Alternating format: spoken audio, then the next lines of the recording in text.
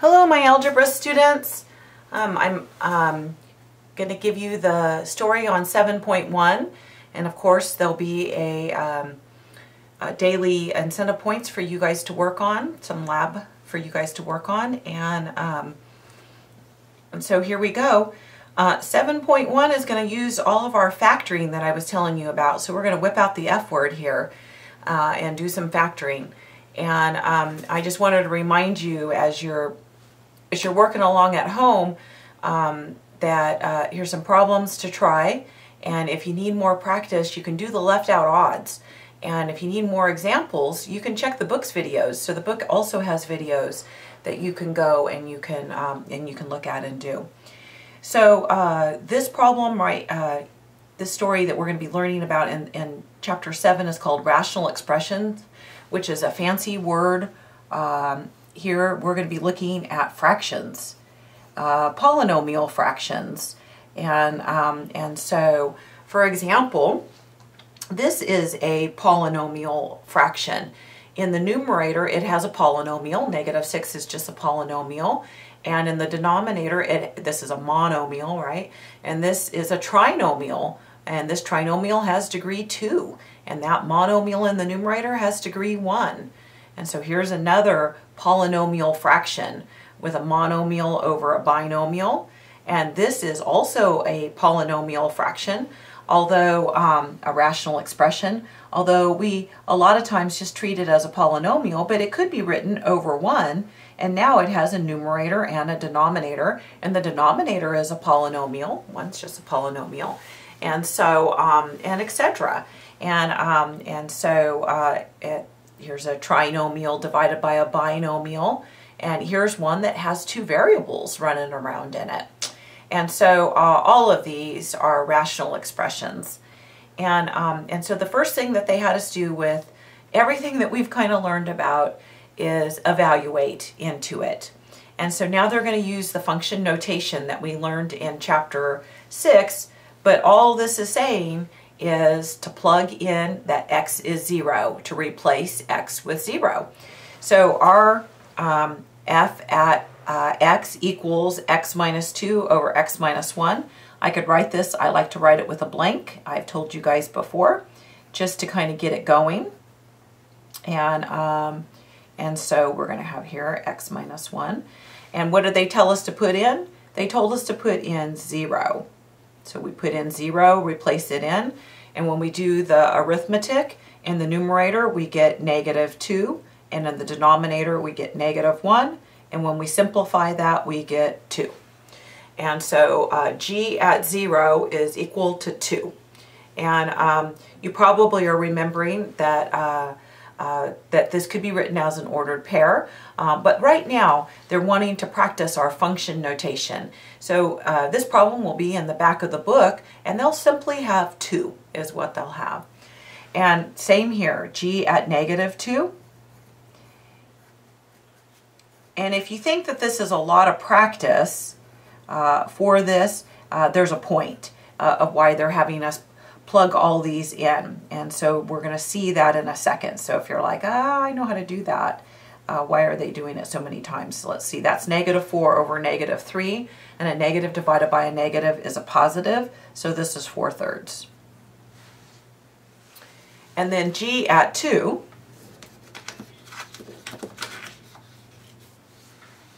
so g of the blank equals the blank minus 2 over the blank minus 1. We're putting in 2, we're replacing our x value with 2, and this time we get 0 over 1. And when you divide 0 by 1, 0 divided by 1, you get 0. And so this is equal to 0. I'm always asked, can I just leave it here? And the answer is no, you should write it as simply as possible. You should write it as 0. And then we're going to try this next one.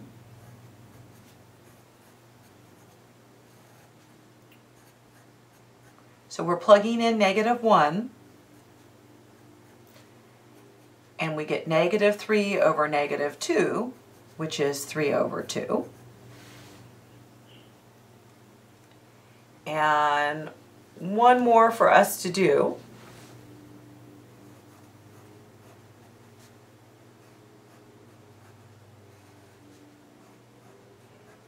Plugging in 1, I get -1 over 0. And what about that one? And you could check it on your calculator. Your calculator probably says math error. This is undefined.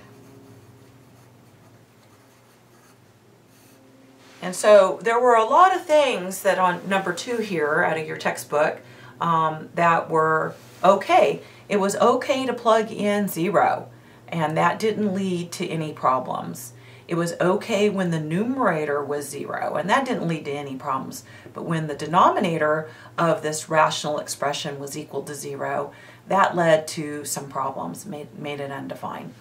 And so the big idea that they're kind of shooting for there is that not every replacement is appropriate.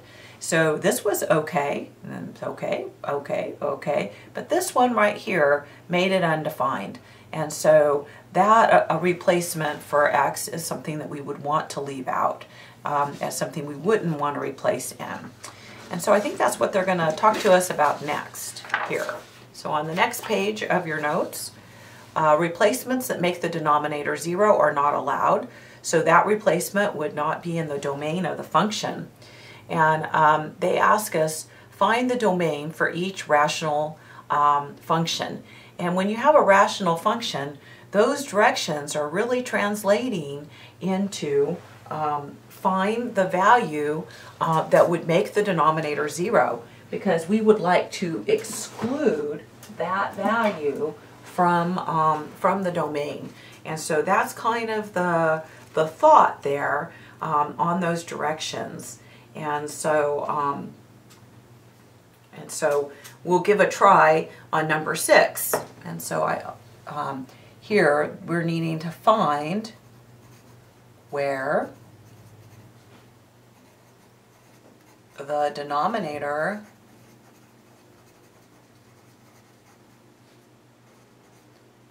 is 0.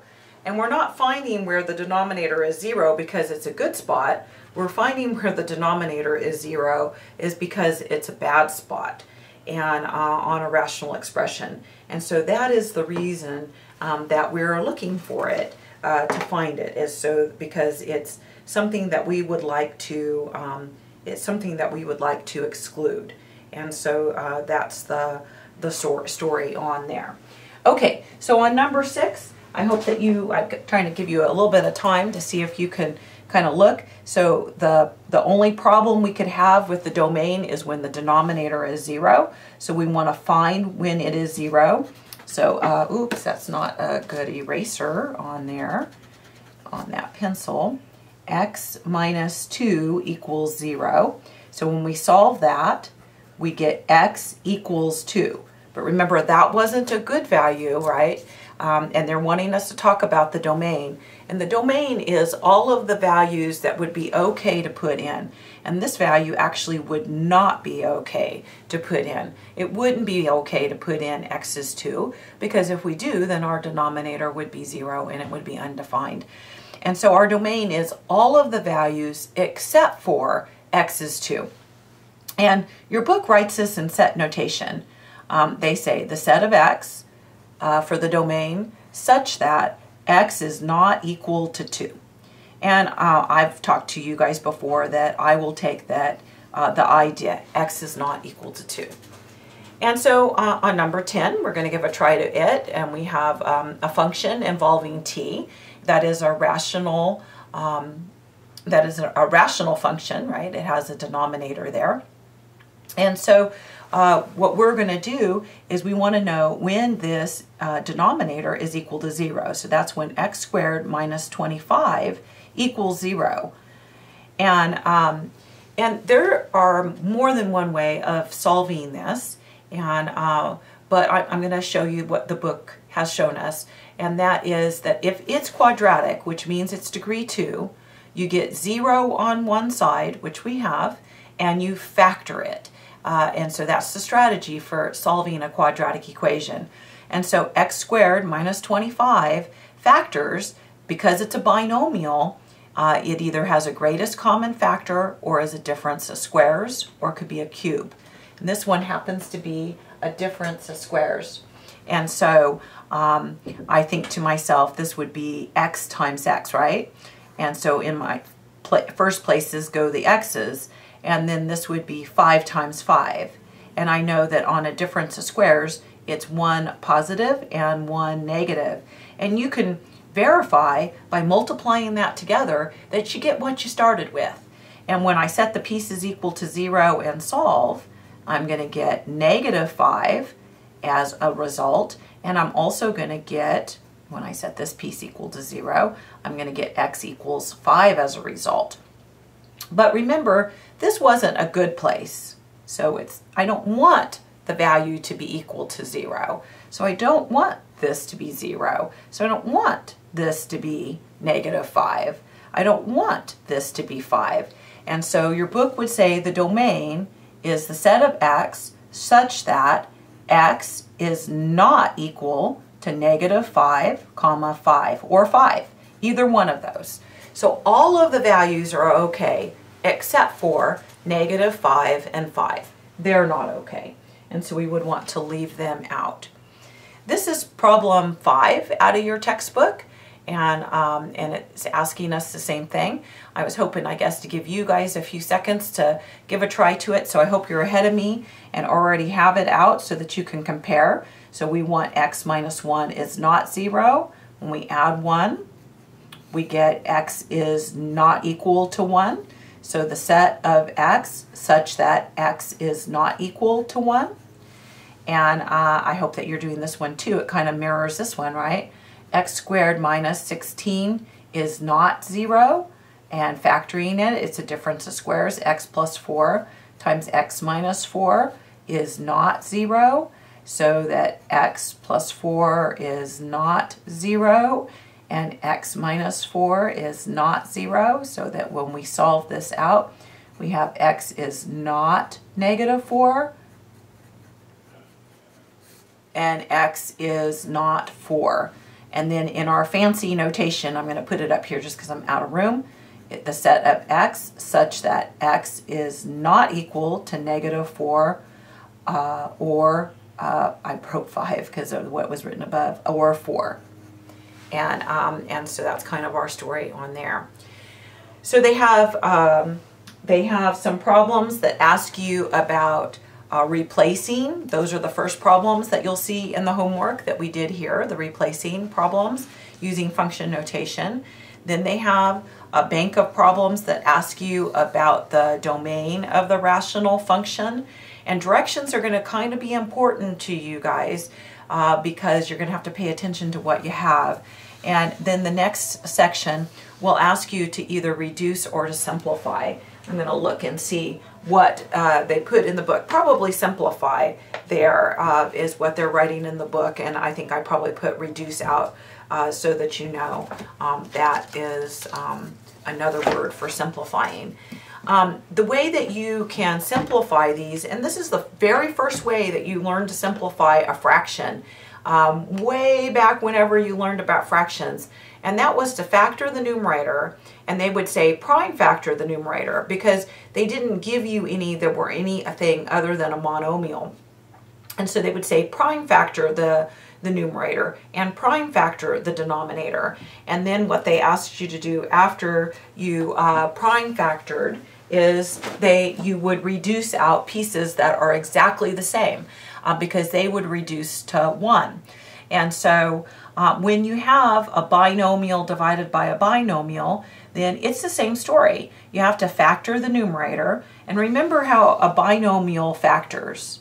So a binomial would factor, that's something with two terms, by having a greatest common factor, or having a difference of squares, or being a cube. So, or it could be all three of those things, right? But that's what I'm thinking. And so I want to factor my numerator, and I'm looking at it, 12x minus 9y, and I'm thinking, does it have a common factor? I had to have a little sip of my water, and yes, it does. The common factor in the numerator is 3. 3 goes into 12, and 3 goes into 9. And so remember how I was telling you guys, you attack the smallest number, which is 9.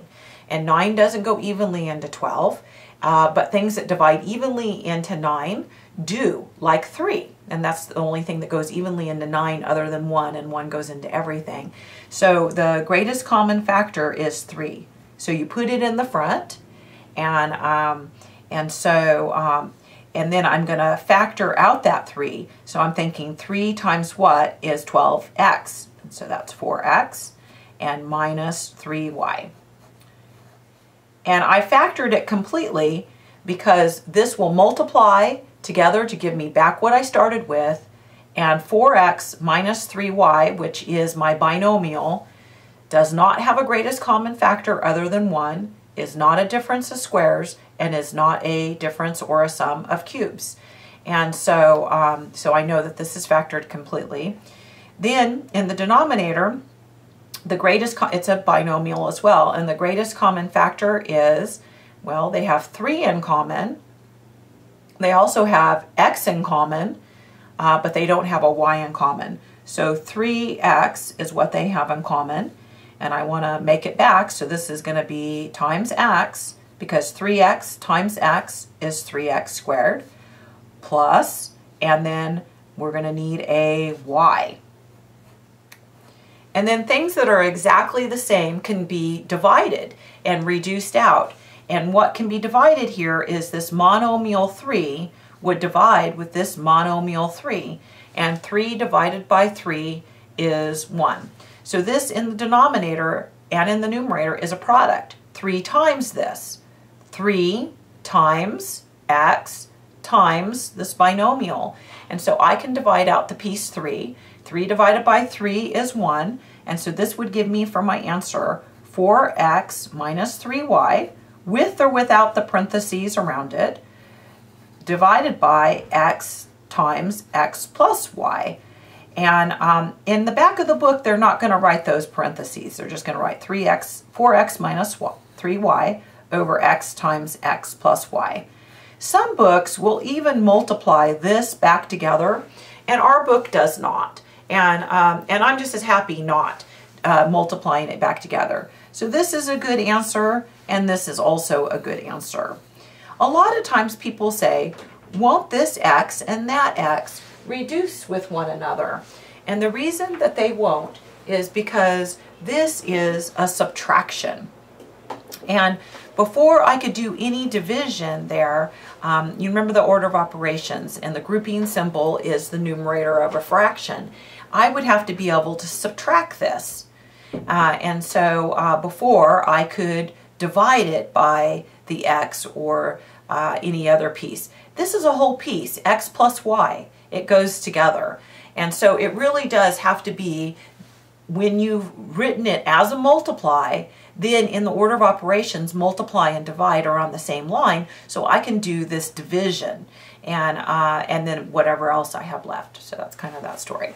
Okay, so that was 12 out of your book, and we have a few more problems to do, and so more than I thought to do. Better get moving on it, right? Okay, so this one, I've got a trinomial divided by a trinomial, and you probably are remembering that how you factor a trinomial, that's 3 terms, is you look first for a greatest common factor, and then I unfoil, and you could do it however you like.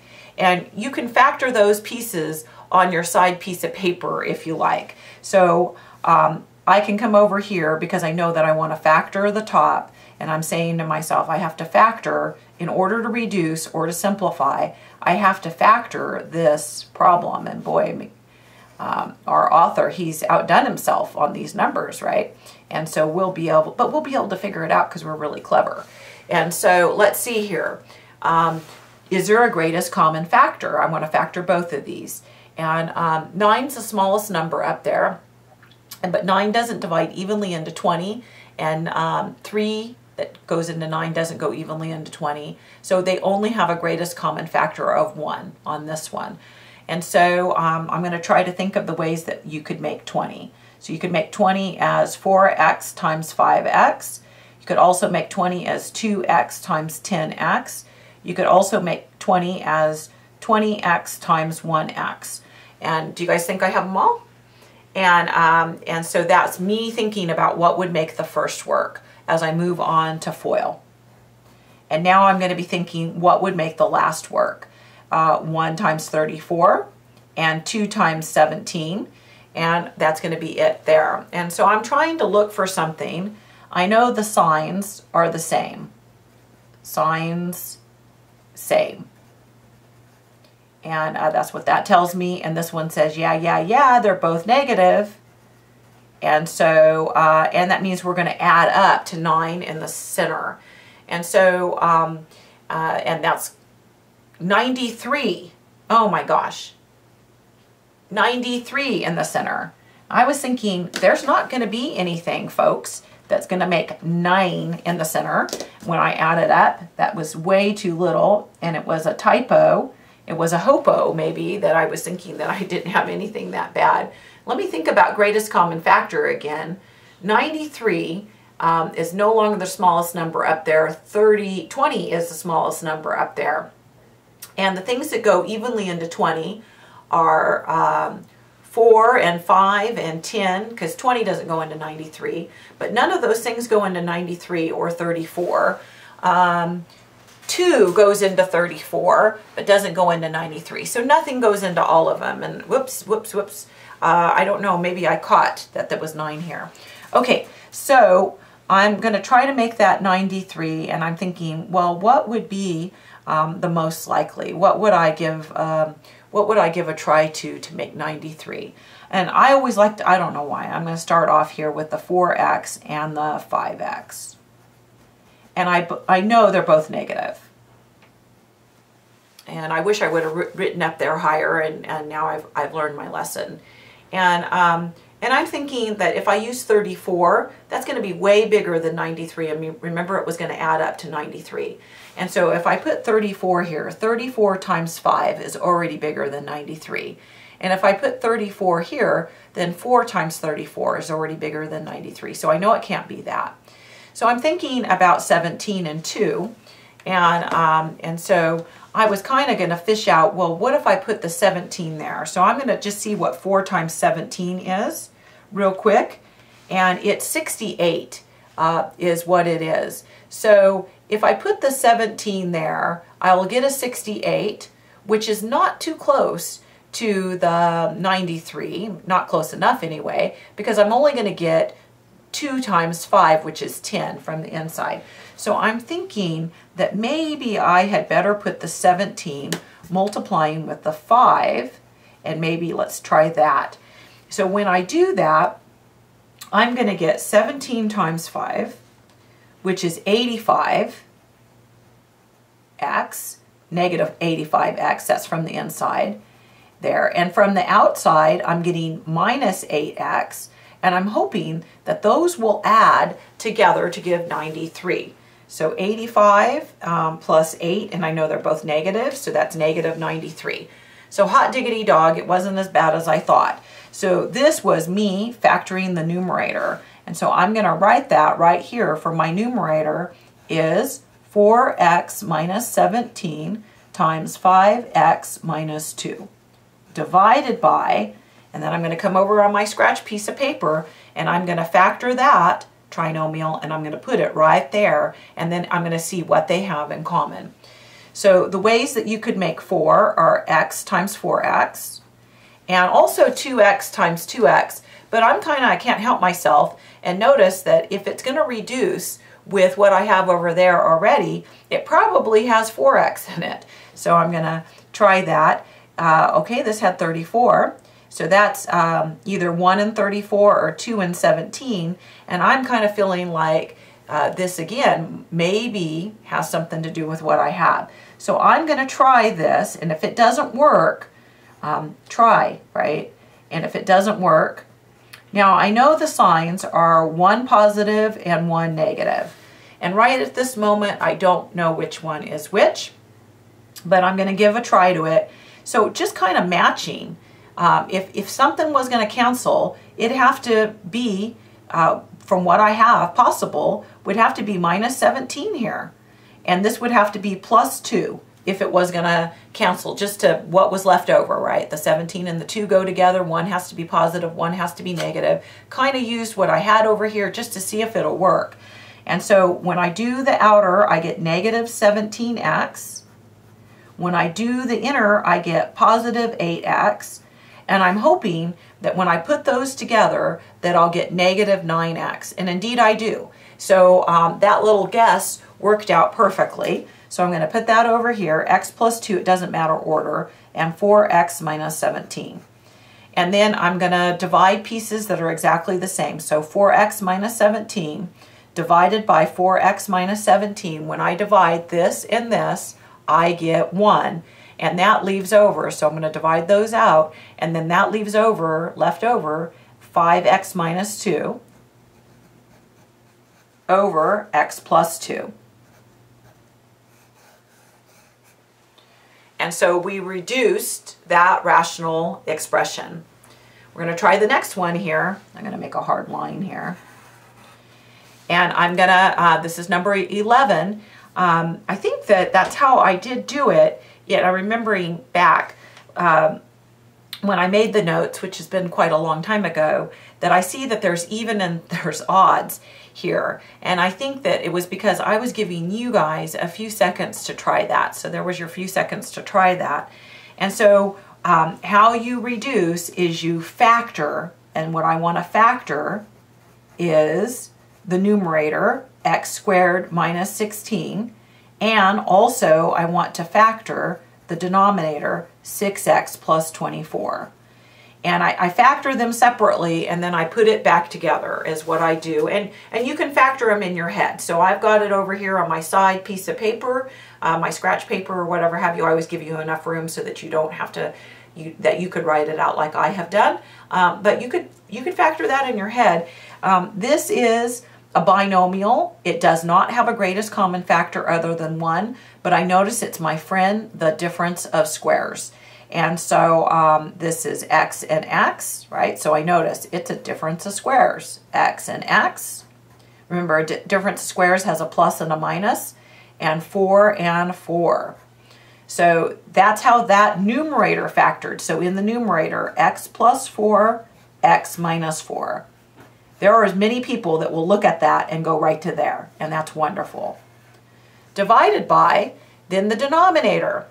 And this does have a greatest common factor of 6. So always on every problem you think greatest common factor, and the greatest common factor is 6. So I'm going to put that over here. That won't factor further, that binomial, because it does not have a greatest common factor. It's not a difference of squares, that's an add. That's also not a perfect square, so lots of things wrong with it, and it's not a cube. This will not factor further. It's not a greatest common factor, difference of squares, or a cube, and neither is this. This would factor further if this was x squared, but it's not x squared, so it won't factor further. So we have underneath here 6 times x plus 4. And we don't have any monomials that will cancel because there's no monomial up in the numerator. So the monomial 6 will not reduce with anything. But x plus 4 divided by x plus 4 is 1. So when you divide these, you get 1, and leaves you with x minus 4 divided by 6. So a lot of people put a line through them like that. And however you want to go is all fine with me. And what makes these more difficult is harder to factor, right? That's the only thing that makes them more difficult. And so you just have to remember how to go. So this 39, the numerator, has 4 terms. And so I'm over here on my side piece of paper, and I'm going to give a factor, right, to that numerator, x to the third plus 3x squared minus 4x minus 12. So that's my first thought, is to factor that numerator. And how you factor things that have 4 terms is you first figure out, do they have a greatest common factor? So things with 4 terms, greatest common factor. So do they have something in common for all 4? The answer in this case is only 1. They only have 1 in common, so we don't have to do anything. And then you try grouping if it has 4 terms. And so now I notice it's in descending order, and that makes it nicer when you're grouping. If you can write it in descending order, do so. And so I'm going to group those first two, and now that's a binomial, and I'm going to ask myself, does that binomial factor? And how do you factor a binomial? By starting with, does it have a greatest common factor? And the answer is yes. It has what in common?